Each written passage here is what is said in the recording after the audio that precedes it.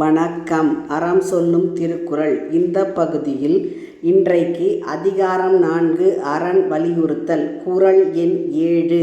அறத்தாறு இது என வேண்டா சிவிகை பொறுத்தானோடு ஊர்ந்தான் இடை.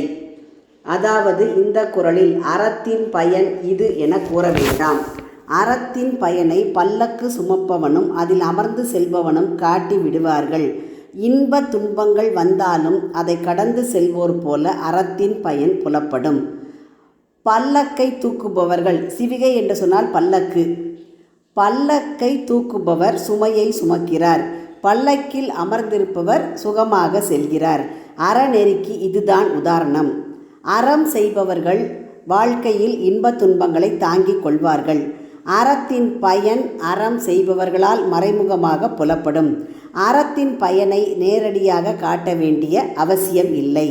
பல்லக்கு சுமப்பவன் கடின உழைப்பை செய்கிறான். பல்லக்கில் செல்பவர் சுகமாக அறத்தின் பயனை உணர்ந்தவர் போல பல்லக்கிலே செல்கிறார். அறத்தின் பயன் அறம் செய்பவரின் வாழ்க்கையில் தெளிவாக தெரியும். அற வழியில் நடப்பவர்கள் பல்லக்கில் உட்கார்ந்து செல்பவர்களைப் போல வாழ்க்கையில் வரும் இன்ப துன்பங்கள் இரண்டையும் எளிதாக கருதி மகிழ்வுடன் பயணத்தை மேற்கொள்வார்கள்.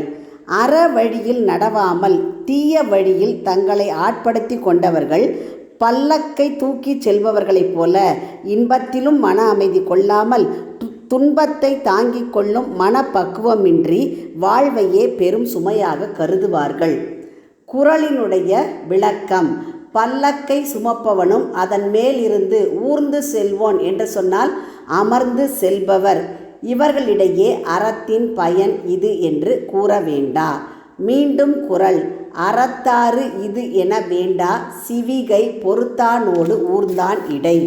உங்கள் இல்ல குழந்தைகளின் மனதிலே தினம் ஒரு திருக்குறள் பதிய எங்கள் சேனலை சப்ஸ்கிரைப் பண்ணுங்கள். லைக் பண்ணுங்கள், ஷேர் பண்ணுங்கள், கமெண்ட் பண்ணுங்கள், சப்ஸ்கிரைப் பண்ணுங்கள். நன்றி.